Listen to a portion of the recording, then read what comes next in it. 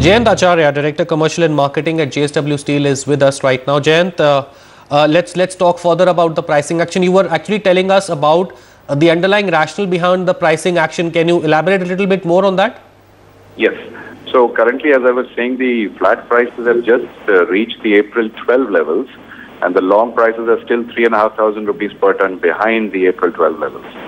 And in between, the costs have gone up, particularly in iron ore, because of the supply shortage, and therefore the auction prices have moved up, and that has affected us on the cost side. On the coal side, whatever benefits could have come because of a lower coal price internationally was more than negated by the drop in the rupee, the depreciation. And we see that the Indian prices are still lagging behind the international prices. As a matter of fact, domestic prices in US and Europe are much more. On the demand side, we see that there is an improvement sequentially in the auto sector between December and Jan 14. We see the construction segment picking up in pockets. There is a seasonal improvement in general in the market, and the inflation of WPI is stabilizing at about 5%. So these are all positives going forward for the demand side. So we have taken a decision to increase prices in longs between 500 to 750. And in the flat products, about 500 rupees per ton. Jayant, how is the demand from end industries? For instance, within the flat product space, what kind of demand pickup do you see from the auto sector when it comes to long products, particularly the construction space, the infrastructure sector? I think that's the biggest sector which drives demand. How is offtake in both these sectors? Do you see any better prospects up ahead? Yeah, we have seen the auto space picking up in terms of demand cycle because we are seeing our schedules to the auto going up. Both in January and February, we have seen that happening.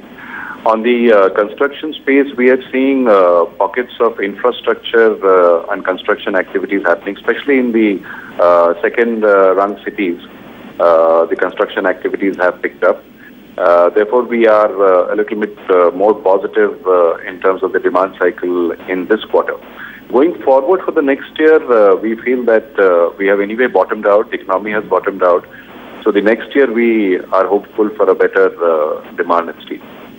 So can one assume that after the elections are over and we see a new government at the center, perhaps the situation might change, demand might pick up? Yes, we are quite positive on that. And if you see, the entire economic cycle has started picking up world over. The developed economies are doing now much better. So export-based manufacturing is actually picking up.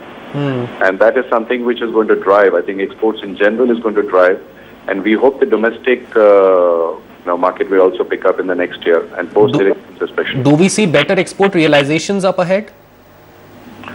With the depreciated rupee, at least the realizations are more or less similar between the domestic and the export market.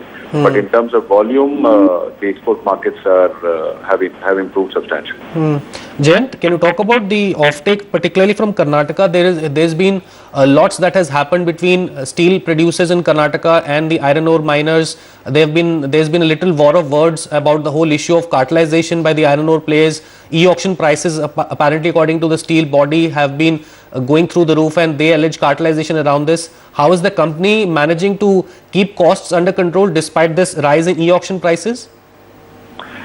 So we have an issue on the supply side. We do not have enough iron ore right now. The mining in Karnataka, although the Supreme Court has cleared about 30 million tons of production, we are still at a level of about 18 million tons. So there is a substantial shortage in the Karnataka region. Because of that, the auction prices have also moved up, and some of the players have substantially hiked the prices, unnaturally so. And that is basically hurting the steel industry in that region. So we are procuring, in addition to Karnataka, we are trying to make up iron ore from other belts like Odisha and Chhattisgarh to make up for the shortage of iron ore. Okay. Jayant, I believe the company has been pretty vocal about supporting higher export duty on iron ore pellets. Can you talk about that a little bit? The iron ore, currently we have an iron ore duty of about 30% on iron ore fines. The primary reason for discouraging exports of iron ore was that it's not a value-added item. It's better for India because currently there is enough possibility of value-add and engineering exports to take place. So it is naturally better for the country if we value add within the country, create employment within the country, and therefore export manufactured goods rather than exporting iron ore.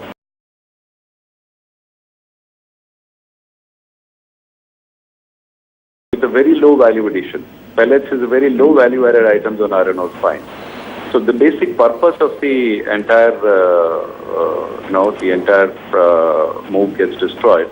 So therefore, it is necessary for us currently as a country to see that we conserve our mineral assets, do sustainable mining, meet the requirements of the domestic industry, and concentrate on manufacturing, which really has taken a big hit in this last year. Okay, all right, Jayant. Thank you so much for giving us your time, talking to us about the pricing issue, about what's plaguing the sector, and of course also giving us your take on what's happening as far as the Karnataka region is concerned when it comes to iron ore and the e-auction prices. Pleasure having you with us.